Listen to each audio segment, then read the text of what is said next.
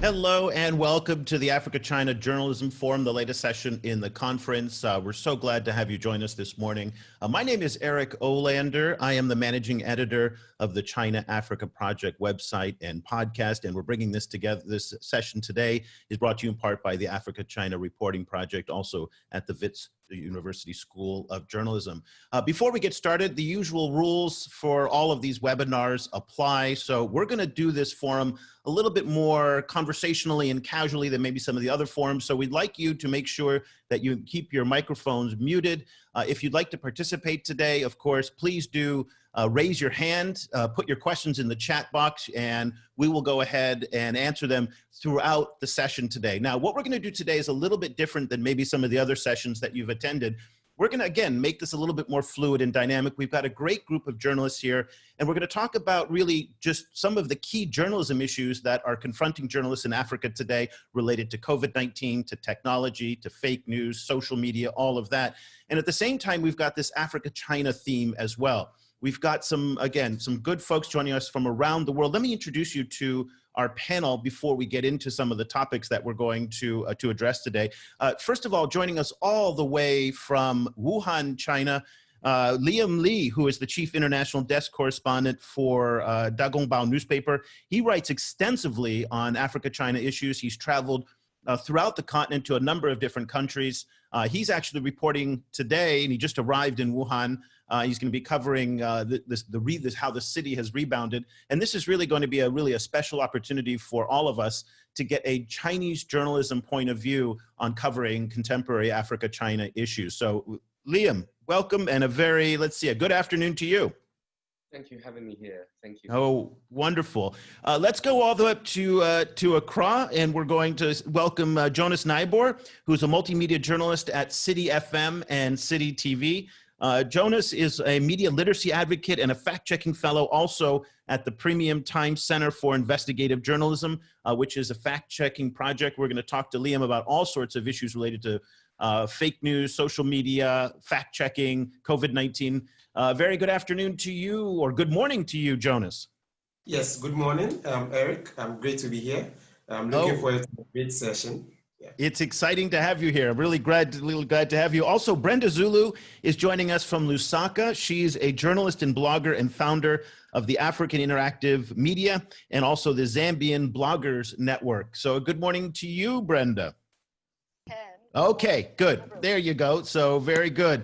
And then, right there, Sharon Kaburi joined us right at the last minute. We weren't sure if you were going to be able to make it. Sharon is an independent data journalist in Nairobi, and she has a keen interest in development data, feature news and technology, human rights, health, agriculture, and finance. Sharon, a very good morning to you. Good morning. It's a pleasure to be here. Okay, so this is going to be really exciting. You see our panel here. Let me now kind of set up what we're going to talk about today. So again, there's going to be a couple different tracks. So if you in the audience, we have a nice small group, about 23, 24 of you, so it's not that large. So I want you to feel free to kind of jump in with your questions and comments, and I'll kind of take them as we go. Here's our plan for today. We're going to talk a little bit about China-Africa reporting and some of the contemporary China-Africa issues. Liam and I will probably take the lead on that. And then we're going to go to each of our guests and each of our panelists to get their take on some of the things that they're working on, in particular the work that they've done with some of the grants they've received. And then we're going to open it up to Q&A, and that's where you will come in to really help us have this dynamic conversation. So Liam, let's get started with you because this is the Africa-China session. We'll start on an Africa-China theme. You and I cover this quite closely. This is a pivotal year in the Africa-China relationship. It's been a complicated year for China's engagement in Africa, related to not only the COVID-19 outbreak, but there's issues related to debt. There's issues related to mining issues. There's a whole range of complex issues. One of the things that's interesting about the Africa-China relationship is how it touches so many aspects of daily life in Africa, whether it's infrastructure, whether it's Huawei, technology, boom play, techno, you name it, it interacts with a lot of different people. Now, depending on where you are consuming your information, if you are getting information in Africa, largely from social media, you're getting one story. If you are getting it from traditional media in many parts of Africa, you're getting a different story. If you are getting it in China, you're getting a whole different story. So I'd be interested, as someone like you who's traveled to some of these different countries and who writes for a Hong Kong publication, but that Hong Kong publication is very closely aligned with the mainland Chinese narrative. Talk to us a little bit about your outlook on the Africa-China reporting issues in 2020, specific to this year. Yes, I'm totally agree with you that this is a really special year. And, you know, next year there was a summit about the FOCAC, China-Africa Summit. It's held in Senegal. And I got a thought from the very central, the poor guys in the central government. They said the President Xi himself really want to go Senegal, but the people around him may worried about what the situations in Africa. So I think that point is reflect some challenge in China and Africa relationship. For myself, I tracked to Africa and China issues back to 2013. The year why I'm interested in China-Africa issues, because that year the China's capital is going out and mainly most of the China money go to Africa. And I myself, I writing non-fiction story. Before in Africa, I'm very interested in Southeast Asia and Myanmar. I write a book about Myanmar, how this country from junta to the democracy country. So I think China and Africa may be the next, how to say that, is the next opportunity for all those writers, especially for the non-fiction writers. And I myself, I'm in charge of the international desk of talking about a Hong Kong outlet. As you know that our media is right, you are right, is poor Beijing government, but the international desk, which I chaired, I believe we should to all be the very professional international journalism. So I writing many of China-Africa topic by nations and by sectors. I track how Chinese companies building railways from Kenya to Uganda, and also how China run an army base in Djibouti. The first pages to tell all of the world China will going to building the army base in Djibouti, and also writing how Chinese illegal fishing in the Gulf, the West Gulf, in Sierra Leone and Senegal. Even I track those Chinese girls, they are persecuted in DRC, DR Congo, how they make this business. So the government may not very happy what I'm story, but I think there was also a conference held in Shanghai. The former president of the Central Bank of China, Mr. Zhou Xiaochuan, he said the government of China admitted that the door to Europe and America may smaller and smaller in the future because the tension between China and the United States, between Beijing and Washington. But he also said that the money, the capital may go to One Belt, One Road. And from my understanding, Africa will be the next, the mainland destination in the coming years. But if we see the journalism between China and Africa, you can see that they are like one of your friends working in Xinhua News Agency. Their main job is to writing some, we call it recommendations or some classified recommendations to Beijing. So they do not writing many stories very frequently and do some investigate stories. And if this, so there was a big need in the coming years for the readers, the investors, even the decision maker. They need the news and the real things happened in Africa. But actually the market cannot feed all those news. And I want to say that one very important point is that the Twitter, because the internet control in China, all of the Chinese cannot, we do not have Twitters actually, we have Weibo or WeChat. But if you see the Chinese image in Africa, mostly even this conference, your discussion spread by Twitter. And some government, the higher officials criticize China, or they want to say something but via Twitter. But this internet control is a huge challenge, from my opinion. So Okay. I think, yes. And the last thing, is the next month I will do my fellows in Guangzhou. You know, there was a black community in Guangzhou, but in China we want we want reform. Many elite, they called reform, and especially in this tension, the government realized that we need more reform. And we also have the new immigration law will enforce in China, but it's a huge debate. The one of the debate is about, is we ready to like those black people living in China, like neighbors, like our neighbors. Okay, yes. Yeah, so Liam, you've touched on some really interesting issues that we're going to open. I want to let people start to think about this for later on in our discussion when we get to our Q&A. So we've talked about One Belt, One Road. We've talked about some of the narratives that Xinhua and maybe People's Daily and some of the other state-run media that are in China run more positive stories, because that's what propaganda does. But you're saying at Da Gongbao and some of the Hong Kong publications, you're trying to do a little bit more critical coverage. I think people might want to find that interesting. Obviously, what happened in Guangzhou in April and how that was covered. Our job today in this discussion is not to talk about the merits of what happened in Hong Kong, or in Guangzhou, but what we do want to talk about is the way that it was perceived, the way that social media, the news media, fake media, all of that kind of came together in the Guangzhou kind of crackdown. And for those of you who aren't familiar with what happened in Guangzhou, it was back in April, there were cases of some Nigerians about 8 to 12 Nigerians who tested positive. And this was at the height of some of the concerns that were coming up about COVID-19 and some of the lockdowns that were going on in China at the time. And then what ended up happening is hundreds, the number's not entirely sure, of Black and African residents were evicted from their homes and hotels. And that created an uproar on social media in Africa, which still continues to be a major sore point in Africa-China civil society relationship. So we'll talk about that today as well. Liam, thank you so much. We're going to move on now to Brenda. Let's go to over to Lusaka. And Brenda, who again at the African Interactive Media and Zambian Bloggers Network, talk to us a little bit about some of the stories that you've been working on, and particularly what you're doing for AIM.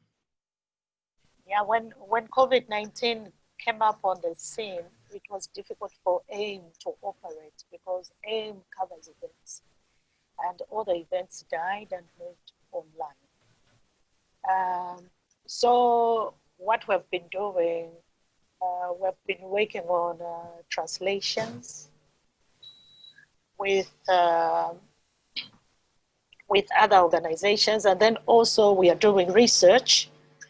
We are also we have been providing training on digital safety, because all the newspapers actually went online, and for some it was difficult to operate in the online space, because now the issues to do with cybersecurity, cybercrime, online harassment, all came into play.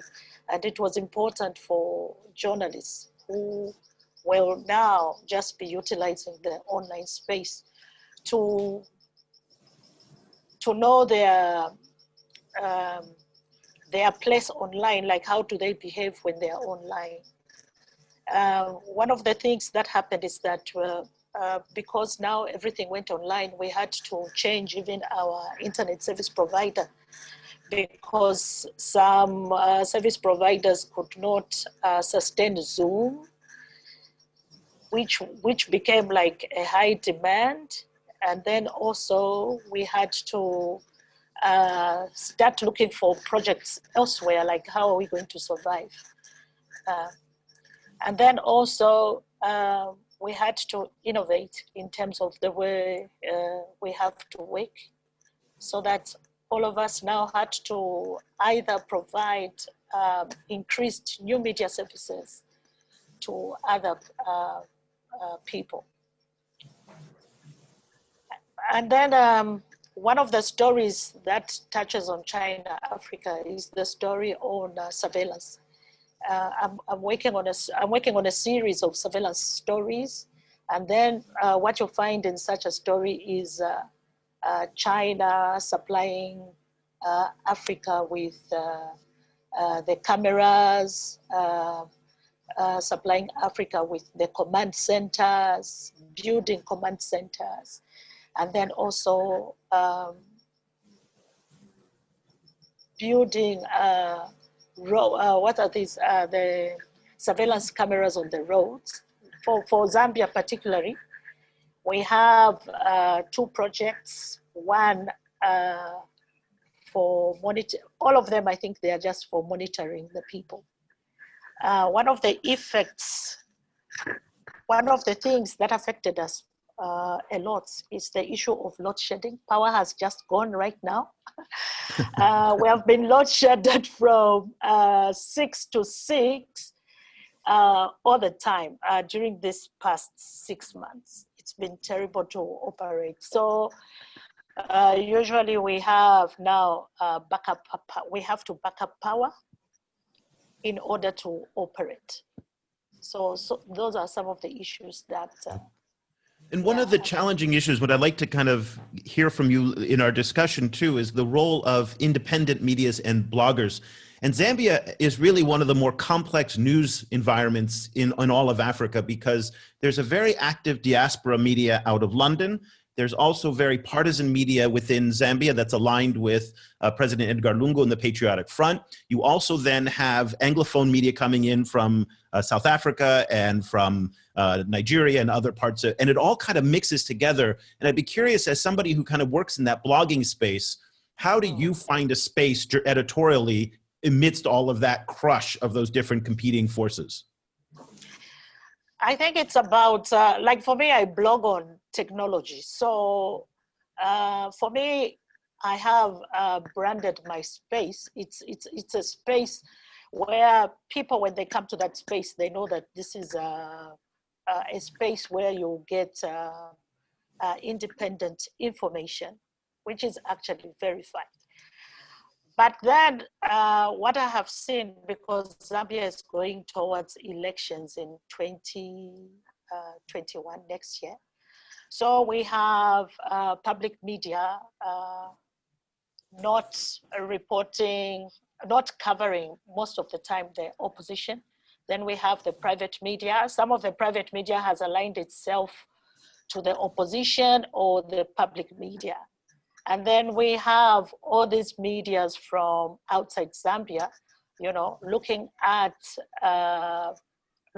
issues from both angles, you know.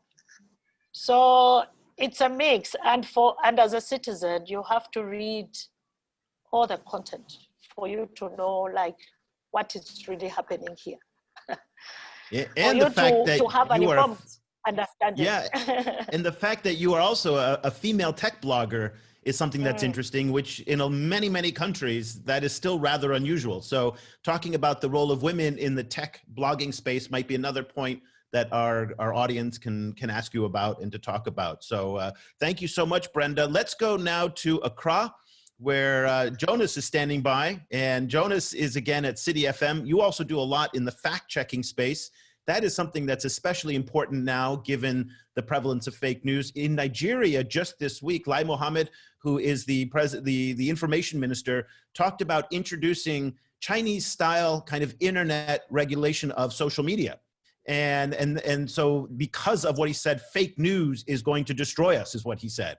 And so it's interesting that we'd like to hear a little bit about what you've been working on in the fact-checking space and also some of the work you've been doing at City FM and City TV. Well, great. So like you rightly said, in the context of COVID-19, when the news broke, for us as journalists, and indeed the entire population, it was it's something new. So even we as journalists had a lot to learn on the job with regards to how to report and what to report. But the other challenge that came with it was we found ourselves in the middle of this complex issue of fake news or misinformation and disinformation. that was part of the leg of things that personally I identified as part of the things to address in the context of COVID-19. Because when Ghana reported our first case in, I think, 12th of March this year, there were 4 critical themes that I was looking at. First, am I going to do a lot of reporting on the effect it was having on businesses or various economies, as in the startup economy or the funeral economy, if you like, or the entertainment industry and things like that? Am I going to do stories that highlight the impact on all these sectors? Or am I also going to look at the issue of COVID-19 relief packages, following the money, essentially, tackling corruption that may arise as a result of funding that comes in for COVID-19 relief and other issues? The other aspect was whether I should be telling the inspiring stories, because at the point, a lot of people were in despair because COVID-19 was new. And I mean, the whole idea of a virus that you could contract just being close to someone, that the person may even be asymptomatic and things like that. So are you going to tell inspiring stories just to, I mean, get people to be hopeful and give people an idea that, I mean, COVID-19 is not a death sentence and things like that? And then the other leg of misinformation and disinformation. So I focus really on the misinformation and disinformation part that looks at fact checking and then trying to tell an inspiring story. So by inspiring stories, I was looking at the various innovations that had arisen through this COVID-19. We had a lot of innovative young people coming up with ideas as to how to deal with this. You can talk of, and the one particular story I did with regards to the grant was a story by the group of student engineers who developed a ventilator. I think I have a short clip. If it's ready now, we just want us to play that so we could just watch that clip. Respirator in its current form, because you're able to produce room temperature medical air. So if a patient cannot breathe and you have to put a face mask on them, this will be the machine that helps you to deliver air to them. Now, you can deliver room temperature air directly to them, or you can deliver oxygen to them, or you can deliver a mixture of room temperature and oxygen to the patient at the same time. This migrates to a ventilator. So even though we say this is our prototype for a respirator, the ultimate is to turn this into a ventilator. And a ventilator would be being able to measure the exact air volume that is going into the patient's lung. We first started off with this tall piston-driven system here. Okay. We've kind of dismantled it. But essentially, we have water up to about half of this. And so this is a regular PVC? This is a regular PVC. Okay. You know, the physics of it is that you have to find out where the optimal water height is. Okay, so a transparent one will... A transparent one will be perfect. So when you push it down, because there is air already between the piston and the water, it forces the water to push the air out. Okay. The third one was basically leather. Okay. Wow. So we're looking for local material. In the case of national emergency, if you can't buy ambu bags, what will replace ambu bag? An ambu bag is usually supposed to produce about 200 milliliters to about 1 liter of air. So we created these bellows. So this is actually, it comes from a model that went viral. I think it was built by some students at the University of Minnesota called MacGyver. We took it and we modified it a little bit. I was home thinking, like everybody else, where is the world coming to? Obviously gripped with panic, just like everyone else. And having spent, you know, essentially all my professional life was in the medical equipment, medical devices space. So I just went on Facebook. I wasn't really thinking much about it, and I just put out a message. I said, are there any folks out there who will be interested during this shutdown to build a ventilator? And that was it, a very benign statement. The next thing I knew, messages were coming from Texas, Richardson, Texas, London, Germany, South Africa, East Africa, just essentially all over the world, with people expressing interest in this. And the criteria was pretty simple. All you needed was you should be enthusiastic about building new things. Qualifications was not of essence to me. Essentially, this was one of the inspiring stories I highlighted with regards to COVID-19. When it comes to the fact-checking area, I mean, COVID-19 brought, like I said, it was a new thing. So you find out people were looking for information. So it made it easier. If there's an information gap, it makes it easier for fake news to thrive. So essentially, we have to bring in fact-checking to dispel some of the false information. Obviously, some were very deliberate, others were not deliberate. We have to come in with fact-checking to address some of those things, from the issue of fake kiosks to looking at the conspiracies, 5G and the other conspiracies, and also fake job recruitment and things like that. So those are some of the examples of information we had to fact check in the course of the COVID-19 period. So essentially, that is what I've been busying myself with in the last, 6 months or so here in Ghana. Okay. Just again, a reminder to everybody that you can start submitting questions in the chat now based on what you've heard to any of us. And we'll, because we're going to, after we talk to Sharon now, we're going to start doing our open kind of Q&A forum. So definitely, if you want to start populating the chat box with some questions, otherwise we'll just keep going with our discussion. Sharon, let's go over to you now in Nairobi and talk to us a little bit about some of the work that you've done, both with the grant and also that you're doing today. Okay, thank you. So my name is Sharon Kiburi. I'm a freelance data journalist. And let me start with a story about the grant. So I did a story about digital identity in Kenya, which actually explored how digital identity in Kenya is being implemented, how ready are we in terms of resources, and even its effectiveness and readiness for even maybe the citizens to actually accept it. And I analyzed data. As I said, I'm a data journalist, and initially this project was supposed to cover at different countries in Africa. So I used some of the resources to look at the resources of maybe electricity, internet connection, in terms of what infrastructures that countries needed to implement digital ID. And that article was published at Talk Africa, I think in April 24th this year. I've also worked on issues about COVID-19 in terms of technology and how women in GIS, geospatial space, used technology to help curb the curve in Nairobi, Kenya. And this was in the Ministry of Health database, where they developed a self-testing test that gave people a bit of a sort of relief, the way you can just take an online web test where it tells you whether you have a high risk or low risk, or should you visit a medical emergency or not. So all these things sort of helped people to calm down, not to panic so much about the COVID-19.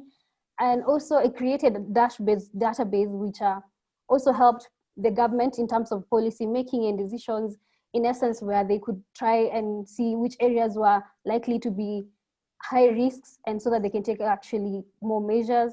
I've also done a story that was also published, I think early this month, about how journalists in Kenya were affected by COVID-19, in terms of how many numbers of journalists were laid off. Actually, I used data that was readily available by Article 19, done research by them. And that story indicated that around 400 journalists lost jobs in Kenya because mainstream was busy laying people off, and all these journalists didn't have work to do past that, or didn't have a resource or income in how to make ends meet. So I sort of highlighted the plight of journalists in Kenya this year. And so far, I'm also working on other articles that are authenticating some of the data to ensure that it tells good stories.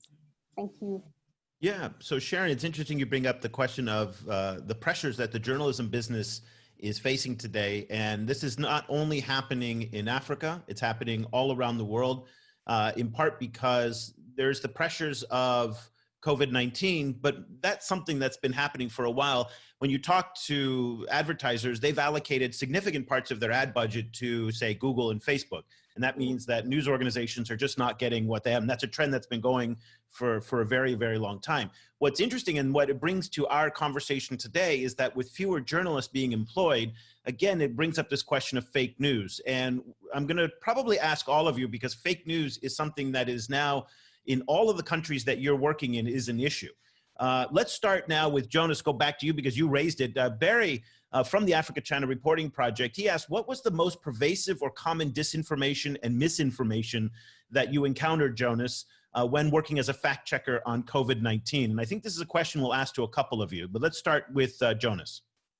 For me, I think that majority of what we saw were issues with regards to the cure for COVID-19. So people had this different conception about different kinds of cure for COVID-19, especially from various parts of Africa, because typically for sub-Saharan Africa, traditional medicine, it's a big deal. Most people believe that, I mean, compared to what your orthodox kind of drugs, traditional medicine is key. And then, so it fell into a bit of the conspiracy or the idea that there were various kinds of traditional medicine that could cure COVID-19. So people had all these different kinds of concoctions or mixtures that they believed were cures for COVID-19. You had them circulating this, whether in news articles on blogs, or you had them, especially on WhatsApp voice notes and things like that. So these are some of the things that really went wrong. So for me, it's the cures that was really big.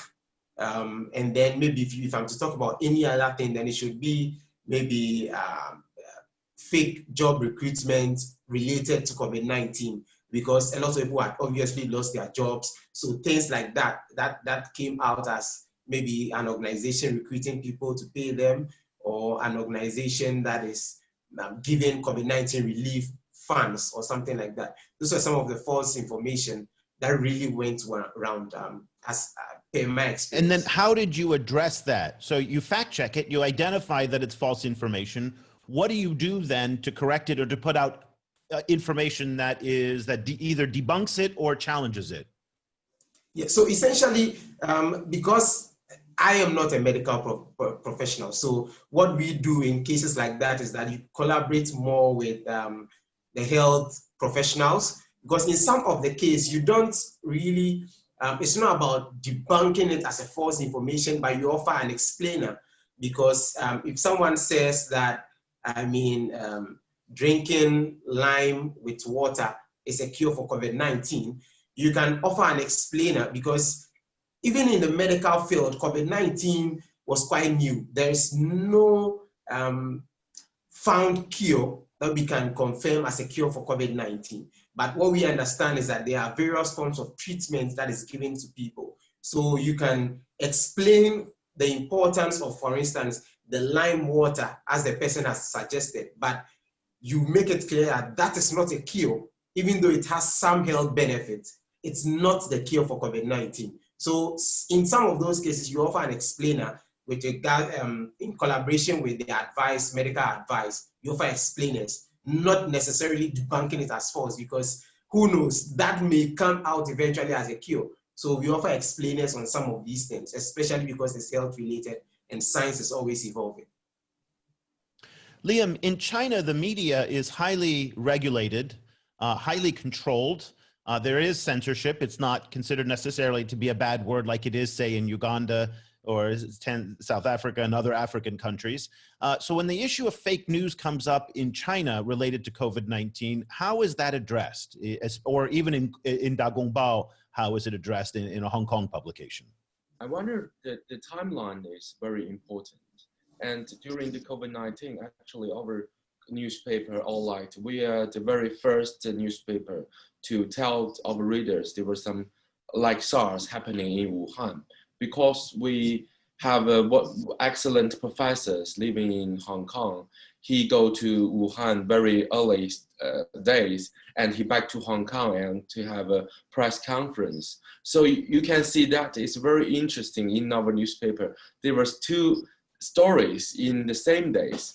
The Hong Kong news, because the professor, he said that there was something happened in Wuhan, but in the China news, the page, the health committee of the central government said, do not worry, they did not commission people to people. In the same day, I keep the newspapers, but I think that the readers, because we have the memories from the SARS in 2003, some readers know what's happening in Wuhan. So the Hong Kong government issued the warrant very early stage. So that is also is caused by the media control or internet control. And so I think the transparency and timeline is very important. We also know that there were some secret meetings may held during the very early days in January, and the committee, House committee, said they have the conference. They hold a conference. So the one of my friends working for the mainland, the newspaper, he write a story. He asked the committee to open what you discussion. Even they said the President Xi Jinping have some comments in the 7th of January, but after that he go to visit to another province. So all the journalists very paying attention to what's the comments or what's the discussions that. So I think that's the job for Chinese correspondent to light the rest of the world to know what's happening in the early stage. And help us understand how it works, because the way it does in China is very different than it is in other parts. And again, you work for a Hong Kong newspaper, which is different, but it is, again, closely aligned with the Beijing kind of point of view. When you submit a story, does it go through an editorial censorship? Is it reviewed just to make sure that what you are saying is consistent with what the government wants to say and you don't say anything you shouldn't? How does that work? Give us the mechanics of it. I feel it's more about the self-censorship. I take one of the story I writing like example. You know the hero Li Wenliang, the doctor died. He gave a warrant to there was something happened in Wuhan, and the government also gave very high percentage to Dr. Li Wenliang. I write stories and I quote by what's the saying by Li Wenliang. He said that one of the health society, if in a health society, there was more voices than one voice. And I quote this one in my story. And my friends said that, oh, you can't do that. May the government do not like the story. But actually, I published the story. And even one of the officials, very high-ranking officials in government, he sent a text message to me. He said, oh, it's a very nice story. So I feel that in China, there was more self-censorship than the official censorship. The government do not say that you cannot write this, you cannot write that. But you just know. Yeah, the journalist, when he writes something, he feel that, oh, maybe this one may like the government feel unhappy. So I think it's more like an self-censorship. Okay. Brenda, I'm going to come to you next. There's a question from Francis that says, is there any way that the China-Africa project, that's what I run, can help journalists who've been laid off from work as a result of COVID-19 and help them get back on track? There's lots of different ways for journalists to get back on track. Some of it obviously is going to be financial, so to find new work and to get freelance work. Some of it is also to find an audience and just to start getting your name out there so that in the time of your unemployment, you don't disappear. And when you have that job interview, that is so important, when you finally get back into that opportunity, people say, well, what have you been doing for the past 2 or 3 months as you've been unemployed, or 6 months or whatever? And if you can show that portfolio of what you've been doing, that's really super important. And, you know, and Brenda, that's where people like you and I come in, because although we don't have the resources of a Premium Times or a Daily Maverick or others, we do have audiences, and we have rather large audiences in some cases. Talk to us about that. I'd like to put that same question to you and AIM and the Bloggers Network about journalists who've been left unemployed. What advice would you have for them on how to take advantage, if you can say that, of the unemployment in order to prepare themselves for getting back into the journalism job market? I think that there is need to get more skills, especially new media skills in this case, to remain relevant, because now we are actually in the digital age. So as you rightly put it, we don't really have revenue, but we want to be out there, to be seen that we are working on something, because most of the time we have people with money who want us to work on different projects. You can hear me? Yep, we can hear you. Yes, who want us to work on different projects. So project ideas are welcome. In this case, they just need to be innovative, because when we innovate, we we are different, a little bit different from the traditional media in terms of how we deliver news. So they are welcome to write to us with proposals that can sell. Okay. Can you put your email in the chat box for everybody to write, so that way they can connect with you just in case they want to connect? I think that would be and I hope that people, and do you only take Zambian bloggers and contributors, or do you take Pan-African? No, I take Pan-African because we publish in French, Portuguese, and any local language. We do localization. That's the business model. Fantastic. Okay, so let's keep going with our questions. Thank you very much, Brenda. Let's now, Sharon, I'm going to come to you with this question that came from Diana. In response to COVID-19, do you think that many journalists shifted their attention to COVID-19 and other issues then went underreported because there's been so much coverage of COVID-19? Did you see that in Nairobi and some of the other places that you follow? Yes, I actually believe that's the case because mostly in mainstream media, for instance, they publish so much about COVID-19 health issues, and to be honest, some of them very underreported or badly reported because maybe they had laid off a lot of journalists who actually were very effective in writing for health. But then we also saw a focus where we just had maybe the daily reportings being reported, maybe what the CS said that day, what numbers are rising up to. And hence some of us, let me speak as a freelance journalist, especially because I'm a member of an association of freelance journalists. And I saw a lot of content from freelancers not being published, especially on mainstream media, or not even gaining attraction because apparently it wasn't necessarily selling at that time. And maybe it was a question of revenue, maybe it was a question of priority or what people were buying to read. And essentially a lot of journalists who were writing mostly analytical or serious features never really got a chance to be published.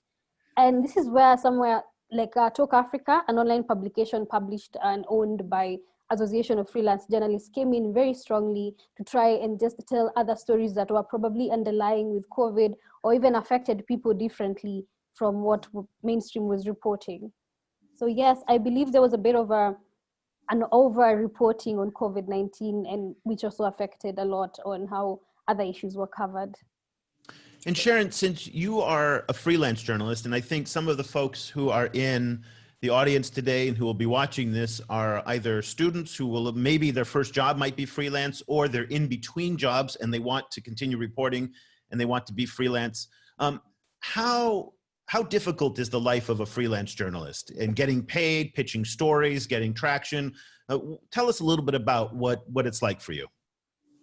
Well, being a freelance journalist, the first thing that you need to know is that you need to be a specialist at something. You need to, first of all, identify your niche. You need to know what exactly works for you, what you're interested in, and then cover it with your whole heart, first of all. So the moment you give it your best, someone will get either your attention or you start getting grants.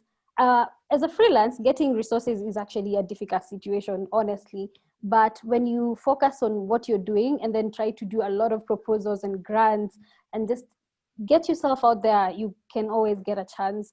However, it's also good to be, I would advise people who are coming out as students, first of all, it's good to get a job, get the experience. Before you decide to be freelance, it's good for you to have worked, especially maybe on mainstream, on everything before you venture in, because that whole idea of getting to be in a media space that actually helps you learn and grow. By the time you're specializing on what exactly you are, you have some skills, you have something you're selling, you have a niche, you have a topic you're going for. So in all this, you need to be, first of all, have experience and then focus on the subjects of what you're doing. The money will come eventually, you will have to work on it. And it's usually difficult. It'll come slowly, but it'll come. It will come. And if you're doing a good job, somehow you will get organizations that actually will be very interested in maybe helping you facilitate your work. Honestly, it's always a question of facilitation, not necessarily payments. So they'll facilitate your work and maybe in essence, you get to find a living in that. Okay. So you said about specializing, and this is super important. Jonas, I'll come to you in a quick second. Talk to us very quickly about what areas you think there's too many people and where is there a demand for specialties? So for example, Brenda is a female tech blogger in Zambia, and that's a great niche. Tech, there's a huge demand for. And being female is just different because most tech bloggers are men, are guys, are young guys. So coming with this different point of view is fresh, it's distinctive, it's dynamic. Do you get a sense as to where there are opportunities and where there's just way too many people right now? If somebody in our audience is interested in starting to freelance. I agree. Of course, it's good to know where you can make the most of the difference and also specialize in. But I also believe that, of course, in politics, like Kenya, most Kenyan journalists want to report on politics. And you just want to say what the president says versus what the opposition said. And hence there's just a lot of that, and then it doesn't even bring a lot of impact or anything. I feel like if you really want to be making a difference and also actually getting your work to be recognized and actually be out there, you need to do stuff like human interest stories. You also need to, let's work on data, guys, because data is everything. The moment you put your stories with data, it gives it a bit of authenticity, it gives it credibility. And when I say data, I don't mean just put numbers out there, because that's also another wrong way of just analyzing data, because data has always been part of journalism, but what makes a difference is how you visualize your data and how you make it be understood to like society and outside there, how people visualize their data. Like, when the government releases a budget, what does that mean to the person who's selling a kiosk, for instance? What does that mean for them? Like, analyze it and visualize it in a way that it makes sense to them. Okay. So I believe data is one area that people should work on. Health, okay. There's also too much fluctuation, but then you can do that. You can try health, data, you can try human interest. And definitely the newest of things I'm working on currently is extreme violence and recruitments of extreme violence in Kenya. Ooh, that sounds very interesting. Jonas, you had some comments that you wanted to kind of pipe in with. Yes, I wanted Sharon to talk a bit about the fact that, I mean, we know that freelancers are driven by the availability of resources, either from fundings or grants and things like that. So for most people, trying to juggle specialization as a freelancer may be quite difficult because you may not get funds for just a particular project. There may be funding available today for a project of migration, and then the next time there's funding available for a data story and things like that. So if you say specialization, perhaps that will come with a limitation in terms of access to funding, if she agrees. Oh yeah, it's true. What I would say about that is, to begin with, journalism is a bit of a calling and a labor of love. Most of the work you do, you don't just do it because you want to get paid. If you want to get rich, I think journalism is really not the profession you should be at, to be very honest. But I feel like if you are doing the work because you care about making a difference, you care about making an impact, you care about maybe seeing change, influencing policy, maybe improving standards of living and all that, then it's an amazing place to be at. And yes, the money, as I said, the money part is going to be, you're going to survive by God's grace sometimes. So yeah, just push until something happens. Yushan, our good friend at the Africa-China Reporting Project, she says, how are journalists keeping up to date and sifting through the noise regarding the COVID pandemic and new medical developments, as well as Africa-China affairs? Liam, let's come to you very quickly on that, on how you're keeping up to date. And you're in Wuhan right now. Again, so you're at the epicenter where this all started. Tell us how you follow information. What are your sources? And are you using primarily Chinese sources? Are you using international sources? And because you're in China, how difficult is it to get access to non-Chinese and non-approved sources? Both. I just mentioned our international page is we got the principle like New York Times and AP style. We follow the AP style. We follow like the Reuters. We double check, and even my editors can check the code with the people I met. So I think that we are very professional international journalism. And as the questions, how I got to the source, I recommend you in this time in China, there were some sectors opening, like the judge. So all the documents in the judge is open. So if you take the keywords like China and Africa, all of the judgment document open. So you can find many stories from these sources.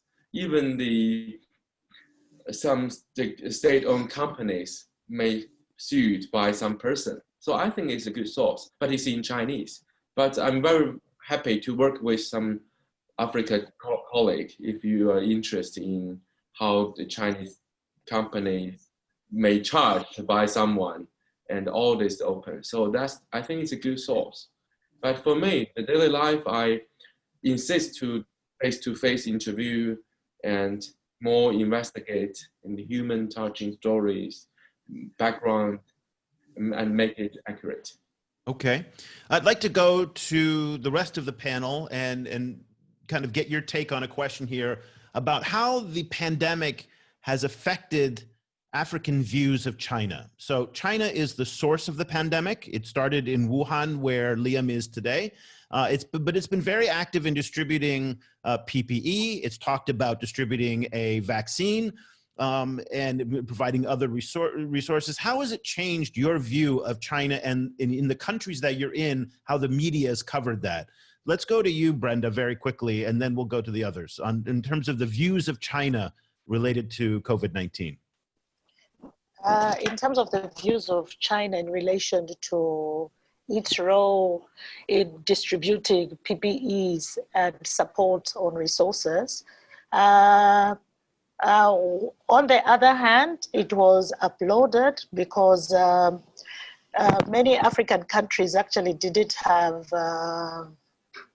PPEs, and we didn't have any experience on a disease such as COVID because SARS-1 did not affect us that much. So on the other hand, we saw it as a means of control to the spread. The fact that Africa was, I think, one of the last continents to be affected with COVID-19. And then the small numbers, some of them have been attributed to the first intervention by China. But then on the other hand, on the negative side, actually, some people saw it as, they just saw it as, yes, it's their responsibility. They should actually do this for us. They have brought out this disease on us, so they are supposed to do this on us. I think that's what I saw, okay, especially on social media. Yeah. Sharon, yeah. What about in Kenya? And Kenya is a complicated situation because beyond just COVID-19, there's issues related to debt, the standard gauge railway, tensions between Chinese and Kenyan and the civil society side have been building for quite some time because, again, of these debt issues. And also there have been issues on social media. If you recall, earlier this year, there was the beating issue of the restaurant manager who beat the Kenyan employee. That went on social media. So a number of different issues kind of came together in Kenya to affect people's views. But how did COVID-19, back to our question from Yushan, affect people's perceptions of China in a place like Kenya? Well, to be very honest, I think most of the citizens think that this was the last blow. That first of all, we have so much products from China in Kenya that almost everything we have in Kenya has to have a version of Chinese product. And people already feel like we have an invasion where a lot of Chinese business is happening in Kenya, necessarily not being taken as a very positive thing. However, sometimes people always go for these products because of either availability and even cost, so that makes a lot of sense. In terms of relations with citizens, I feel like there's always a tension between Chinese and Kenyans because of the sort of generalization, which is not correct necessarily, but people think that they're mean or the relationship between them and they look down on African or something. And so I think it's a very tense situation where even you see in restaurants, people don't want to move for for people who are like, it's a bit of racism going on in this whole situation. And I feel like when the pandemic hit, and then there's a place, maybe an estate where most people who are Chinese dwell in.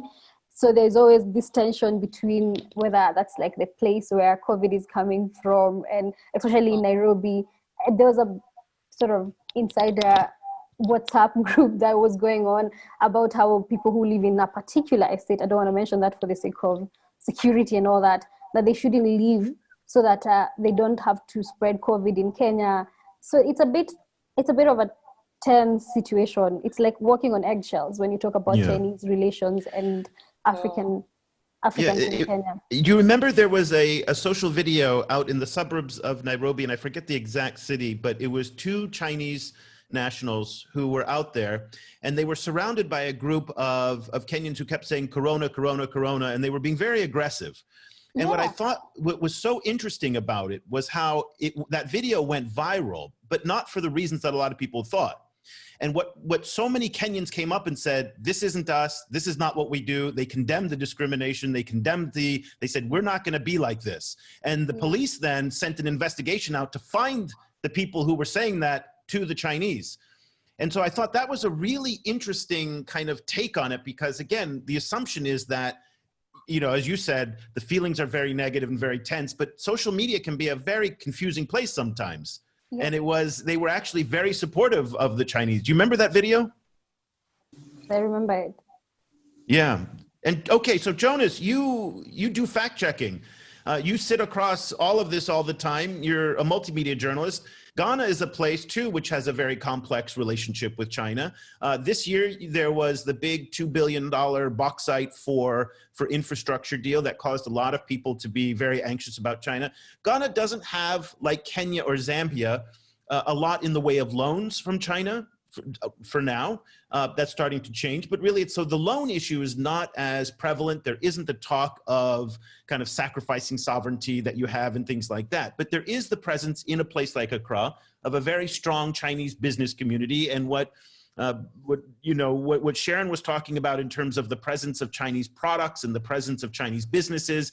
You have a big problem with the galamsey and the illegal Chinese miners that are there. So how did the impact from COVID affect Chinese, Ghanaian perceptions of China? I think like Sharon talked about, on the onset, Ghana also had a bit of that situation where it looked like a subtle kind of racism, if I should say. So people, you see a Chinese, essentially people, the gesture was a bit unfriendly, quite cold towards them, like, oh, you are the source of COVID-19 and things like that. But then that also stemmed from the conspiracy that a lot of people believed earlier on. That was like the first 2 months of COVID, that COVID-19 was manufactured in a Chinese laboratory. So as a deliberate something to go out there to infect people. So it stemmed from that conspiracy. But I think that over time, that seemed to have changed. Ghanaians are a bit more receptive, essentially particularly because COVID-19, as of now in Ghana, there's been a bit of fatigue when it comes to the virus, because Ghana has achieved about more than 95% recovery rates now. We just have less than 500 people still active with the virus in the country. So it's, I mean, based on a general fatigue with the virus, and also Ghana is heading towards the election, which is more significant to people than COVID. So that has gone down now. People are more receptive now, unlike earlier on when there was a bit of a cold relationship. Okay, that's good. Karine Duplessis, who is a journalist in South Africa, has a question. I think, Liam, I'm going to put this one to you. We've been reading a lot about how now in the US and Europe, there's the resurgence of a second or third wave. And it's very serious in the United States today, and certainly Europe is starting to lock back down again. This is not really an issue, as Jonas pointed out, in much of Africa, simply because the rates just haven't gone up. Clearly in Africa, the issue right now is more economic than public health. But in China, and you're in Wuhan, and you are there to talk about how China has defeated the virus. Is, you know, one of the one of the things that we on the outside of China are very suspicious, are we getting really the full story? Because there were some things that we saw in China which didn't really make sense. Number one was that the official death rate was about, I think, 4,300. But when you see the amount of resources that were mobilized, building hospitals in 2 days, the locking down of 1 billion plus people, you know, I come from a country where we've had 225,000 people dead, and we're not mobilizing anywhere near that. That being said, there's big differences between how the United States and China are doing it. But it seemed to the outside that the way that it was being covered was not at all reflective of the reality that was going on. So to Karine's question, has China defeated the virus, or are there gaps in the reporting? And we'd like to hear your take on it, in part because you are, you know, a Hong Kong publication and not a mainland publication, to give us your assessment of that. I wonder, yes, China is sacrificed, the Chinese people, the old individual like me, sacrifice many rights. And in return, it's true, China is control this virus, and maybe the second wave is waiting or on the way. Because you can also see that there was Kashgar, in the very remote area in Xinjiang, there was some outbreak, small outbreak, over 100, nearly 200 cases overnight happened. And why China controls this virus? Because every people sacrificed, very severe lockdown. So some discussions is that even China is back up to the CPC revolution. In the old China, there were some rules that if there was 10 families, you are the one of group. If one of the families got doing something wrong, there were 10 families published. So it's very similar like the lockdown in China. In the very origin time, in the early stage, if some cases happening in a family, this city's lockdown, or even this province lockdown. So many people may very angry about that, but no correspondence writes the story like that. All those mainstream is like you should sacrifice for the nations, for the people, for the other peoples. So I think China we sacrifice too much, yes, and the budget is too much. Look, the Xinjiang and Qingdao, United States, Washington, Europe, and Africa, they cannot copy what China do because it's cost too much. Well, you think it's is it the money thing? Because certainly the US and Europe, we have the money to do what China did. It's the fact that, as you said, there aren't the rights, there aren't the expectation. The big problem we run into in the United States, of course, is my freedom, my rights, my individuality. So I don't know if I 100% agree in terms of the money question there. But from my perspective, I think it's the cost too much, because China economy is also going down very sharply. Even in Wuhan, they do not have the open data in the first half year. They got they hurt very so much. And I think China, if we put many money on those things, we cannot put on technique, educations on other areas. So in the economy perspective, I think it's cost too much. Okay. Let's turn away from COVID-19 a little bit now to talking about Chinese influence in African media.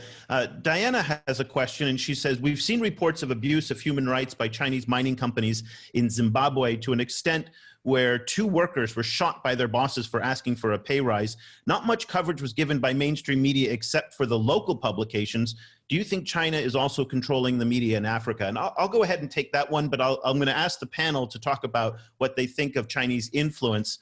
First and foremost, African media, like media everywhere, but African media in particular in each country, is so fragmented now, is so dynamic. There is no possible way that anyone really can control it, much less China. China, again, this idea, that's an old way of looking at these kinds of issues, that a foreign power can come in and can do that. You simply don't have the money. There isn't the will for the Chinese to do it.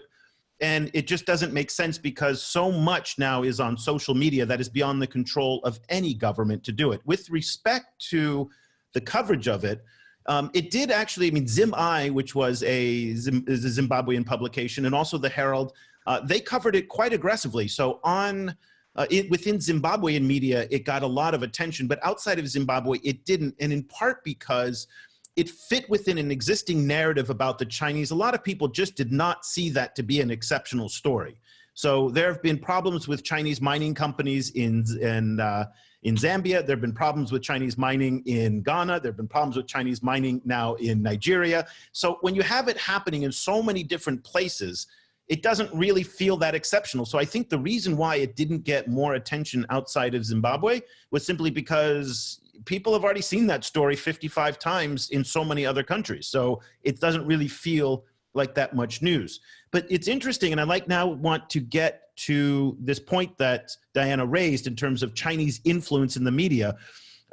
Sharon, a lot of people are concerned about the Chinese influence in Africa and in things like the media. Do you think that the Chinese in, where you are, have an influence in the media, or is that just a fear from another time when the British or colonial powers really did control everything? What's the situation where you sit? Well, I feel like maybe that's not entirely true because to begin with, like the media in Kenya, most of it mainstream is controlled by government officials who own media and also try to control the content. Of course, it's called sort of soft censorship, where even businesses, organizations that are huge are also trying to control the mainstream media, especially in terms of advertising. So they'll say something like, if you cover us in a very negative way, we will withdraw advertising, which is like now soft censorship in how they report on all this. And ideally, I don't think Chinese influence on media is a thing really in Kenya as much. They do have a publication, CGTN. I don't know if but that's not Kenyan. That is, CGTN is kind of all of Africa, and Yeah, but I don't think it really actually has a lot of influence in Kenya. Because nobody really watches CGTN, to be honest with you. I mean, do any of you watch CGTN? Yeah, once in a while, because they have a show called Talk Africa, which we thought was competing with our publication online. So once in a while, I checked out what exactly they were publishing. But I feel like it's not necessarily that they're controlling the media, because the media is already being gagged by a lot of other influences that actually influence content and how things are reported, other than just Chinese influence. And Brenda, this is interesting because in Zambia, there have been, just for some reason, I've been covering China-Africa issues for 10 years now. And for most of those 10 years, Brenda, people have had a rumor circulating that China had bought ZNBC, the Zambian National Broadcasting Corporation. That one has been around for a very, very long time. So, of course, it's not true. That has never happened. The point, though, is that the point that we have here is that, there is a lot of concern about Chinese influence in Zambian media. Do you see any influence there, to answer that question? Yes, I think there is a lot of influence in the Zambian media. We have a publication called The Times of Zambia. They have been publishing in Chinese, and then there was a public uproar on why the public media was publishing Chinese, like it had a page in Chinese. So for them, the explanation was that it was a good business sense, because we have got a lot of Chinese people in that country, and it's about time that we also start publishing in another language. So the influence is slowly creeping in the media. But then after the public uproar, the Times of Zambia actually stopped publishing because there was demand from people for the Times of Zambia to actually also start publishing in other local language apart from English. Like why choose Chinese over our local languages? That was some of the debate going around. And then when it comes to ZNPC, it is the issue of digital migration. So when digital migration came on the scene, to start with, it was mad with, I think, a lot of corruption on who gets the tender for the set-top boxes. So after China got the tender for the set-top boxes, many things changed, I think, at the public broadcaster. So like, for instance, there's a company called Topstar, where every broadcaster has to use to broadcast in terms of the new digital migration policy.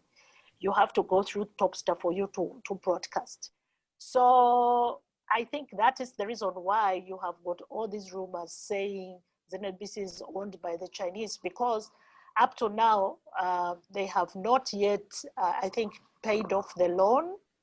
You know, I think it's a huge loan because it also involves construction of several, I think, towers to enable digital migration. So I think those are the rumors, but China is slowly creeping in the media. Yeah, so Topstar is a joint venture between Star Times and the ZNBC. So it is a joint venture. It's not a Chinese company, but, you know, to be fair, that's that. Jonas, we've got another question about censorship. So we kind of started our conversation about censorship. We're going to come back to it. Now, this is about Nigeria and not Ghana, but the question about censorship came up this week in Nigeria when Lai Mohammed kind of really, you know, brought again. And this is not the first time that we have heard about this in Nigeria. And let me just refresh everybody about the calls for censorship. Right now in Tanzania, they have done internet shutdowns and blocked SMS messaging during the election. In the Democratic Republic of Congo, they've had shutdowns of internet. Even in Kenya, there's been talk about regulating the internet in social media. Zimbabwe has passed, or I think they've passed out of the Senate, a internet censorship law for social media, that they're trying to regulate parts of social media that was in motion last year. I don't know if it's finalized.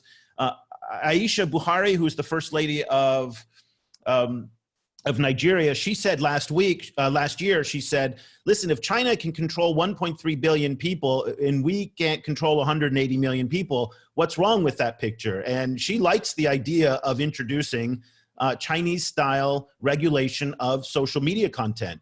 From your point of view in Ghana and in West Africa, and looking at the fact that this is becoming more popular, and we even mentioned earlier, I think it was, you know, Brenda who talked about how the Huawei and the Chinese companies like ZTE are bringing in surveillance technology, and with the implementation of new 4G and that technology allows for the capabilities to censor. In terms of controlling fake news, is there a case to be made for censorship like Lai Mohammed said, and like what the Chinese do, or is this a non-starter in places like Ghana and Africa and Nigeria, as far as you're concerned? Well, I think that this is a non-starter. It's not a conversation we should be having, given the importance of free speech and independent media in a modern democracy. I think it's not a conversation we want to start. And indeed, interestingly, Ghana had also had a mention of that. That was in 2016, where we had that suggestion that based on the tension in the atmosphere in Ghana preparing for the 2016 election at the time, it may be necessary for the internet to be shut down during the election period. But of course, there was wide tones of campaign against that. So obviously that wouldn't happen. And I don't think that anyone has ever considered having that in this time. So I don't think it's something that any government would want to even consider or push further to happen, because I sense that there will be serious resistance if there is any attempt to do that. Brenda, what's your take in Zambia for imposing those kinds of regulations? Like we're seeing again in Tanzania, we've seen it. When we had Guy Scott as acting president, we saw him actually say that he had actually gone to a well-wisher, in brackets, I think it is China, to block the online publication called the Zambia Watchdog. So we don't take any chances, because we have also seen the introduction of what they call the tax on VoIP, on voice over internet protocol. It has not been implemented yet, but this is something that was talked about in Parliament. So I think that when you look at the whole Africa, I think they actually admire China because that's where everybody's going for the technology. That's where everybody's going to learn on how to block internet. Because I actually participate in the research on freedom on the net. So we are not really role models when it comes to freedom on the internet as Africa, because slowly our governments actually, they are going to China to borrow the technology on how to close us up, on how to shut us up. Even when especially during elections, or when you report something negative about the government, they try to block the website. In this case, this is when we need to increase our skills and also learn about the different VPNs that we can use, because we believe that the internet cannot be completely shut down. So we need extra knowledge in terms of digital safety. What do you do in such a case? Like in Tanzania right now, what should they do to access those blocked sites? So I think that would be my take. Okay. Well, we are about 10 minutes out. Thank you so much for that. We got one more last comment. Okay, so before we go, Nigerian politicians only cry foul when the tide of social media is against them. APC, the ruling party, heavily relied on social media. They pay young people to buy them phones and fight their opponents. So yeah, I mean, that point is that people love the media when it's on their side. I mean, my president does the same thing. Anything that he doesn't like, he calls it fake news. And that's, I think, a common thing that we see in many parts of Africa as well. And certainly the Chinese do that as well. If there's something that they don't like, they dismiss it and they say it's fake news and whatnot. So that's a common thing. And it highlights one of the key points that we've talked about today, is that while some of the things that are going on today in journalism and the media in Africa related to COVID-19, technology, the economy changing, is unique to Africa, so much of it actually is part of global trends. These are the same things happening in Europe, the Middle East, Latin America, and whatnot. So it's really interesting for us to be able to reflect on what's unique and specific to Africa in terms of journalism challenges and what is more global. Let's wrap up our discussion. I'd like to go around to each of our different panelists for them to leave us with some parting thoughts and some final thoughts, taking into account, panelists, that a lot of our audience today are working journalists and students, and giving them some advice, practical advice, for what they can do looking forward in the next, say, 6 to 12 months in terms of positioning their career, finding ways to get published, finding ways to sift through the information. So let's start with you, Liam, and then we'll work our way around. Some final thoughts, and then also please let everybody know where they can follow, if you're on social media, where they can connect with you. Okay. I believe the China-Africa reporting is a huge opportunity, especially I mentioned Chinese government pay much attention on this area. All the money, they cannot go to Europe and United States, they go to Africa. So please keep an eye on what Chinese do in Africa. Even we should to pay more attention about those Black people communities living in China. That's the job what I do next step. And I also very willing to cooperate with all the colleagues from Africa if you want to know some new laws and rules in China and what's happening in Chinese state company and what's the economy aspect. And that's what, and as the social media aspect, I have my own WeChat channel called You Africa, but it's in Chinese, but I also put some stories in English. If you have WeChat, you can pay attention on the You Africa. Okay, that's great. Brenda, let's come to you. Advice, tips, insights, thoughts, parting messages for our audience today. Yes, just to share an experience. You see, when I was covering the story on biometrics to enhance voter education in Zambia during COVID, our Minister of Home Affairs was actually in lockdown you know, the 14-day lockdown. So he did not answer to any query. He did not want, I don't know what happened to people. No one wanted to answer queries because we could not go to them face to face. We had to use emails, WhatsApp, and whatever thing.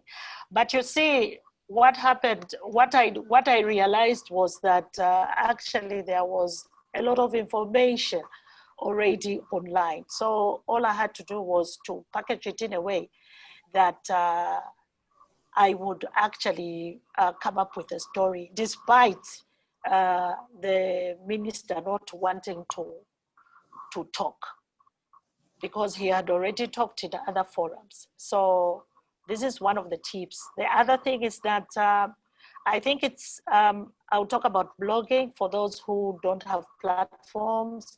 I think they need to show their work, because most of the time people find you and then say, oh, okay, I love what you're doing here. You know, can we write this? Can you write this for me? That's how we all get up. So it's people who are doing, others are specializing in broadcasting, like podcasts, vlogging. Yeah, let's all get up and do our work, no matter I like how that. small. Yeah. I like that. Get up and do it. Just do it. Yes, get up and do the work. That's awesome. And Yes. Brenda, can you put a link to your various sites so that people can check out what you're doing? Okay. That would be awesome. And then Jonas, in your final comments, Joel came up with one last question for you, and I think it's a good way for us to leave us about some of the insights on the tools that you use in your fact-checking work. And so if you can talk to us about the importance of fact-checking and some one of the things you're doing, that would be great. Well, I think that misinformation and disinformation has come to, essentially it's something that we'll have to deal with a lot as media people, as journalists. So I would encourage a lot of journalists to get into the act or the art or science of fact-checking, to incorporate or integrate into our work so that— And what are the tools that you use? Yes, so depending on the work you're doing, some of the tools, from a simple Google search to reverse image search to the Wayback Machine, these are some of the tools that we use in fact-checking. Depending on what you want to look into, what you are investigating, that will determine the kind of tools that you need. So these are some of the tools essentially. So I'll leave my website down in the comment section so that people who want to send other questions can get through. Unfortunately, when I do that, my camera will go, but I'll just drop my link so people can— that would be fantastic. That would be great. Well, thank you, Jonas. Okay. And Sharon, you're going to close us out here. So you have 2 minutes. Don't go over 2 minutes because everybody wants to go get on to the rest of the sessions. Some parting thoughts from you. Oh, you need to unmute. Yeah, sorry. So I think in my parting shot, I would like to say, as a journalist, what you need to do is verify your information very much. There's so much information and content out there already. So you're competing with bloggers, content online, mainstream media, especially if you're freelance. So how you stand out, you have to do a lot of research and verify. Ensure that your work is really authentic, verified, so that at least you stand out, you be the go-to person for the reasons of maybe featured and analytics that actually make sense to people and actually give them the in-depth reasons why they should actually invest in reading in your stories or even looking at your stories. That thing is implement multimedia. Please just don't confine yourself to one genre of doing things. If you're in print, try and incorporate photography and videos or even audios if you can. Make your work interesting so that people would love to read it, especially on social media. And actually, if you're working online, when you do multimedia stories, actually you get a niche and people actually hear your stories. Maybe they won't read it, they'll listen to it or they'll watch it. So ensure that your work can be found in different platforms and ways. Also, as a journalist, try to actually love technology and embrace it because it can help you make your work very much easier. So always learn, grow, and then do your best. We could not end our discussion today on a better note. Thank you, Sharon, Brenda, Liam, and Jonas. You guys made this discussion awesome. Our audience, I also want to thank all your questions and comments were fantastic as well. So on behalf of AIJC, the Africa Investigative Journalism Conference, also the Africa-China Reporting Project, and myself at the China-Africa Project, I want to thank you for joining us today. Very quickly, we have two other great panels coming up today. There's the panel discussion on investigative podcasting, and make sure you check out the AIJC website for all of the upcoming sessions. So thank you all for joining us and for a very informative discussion. We really appreciate it, and have a wonderful rest of the day.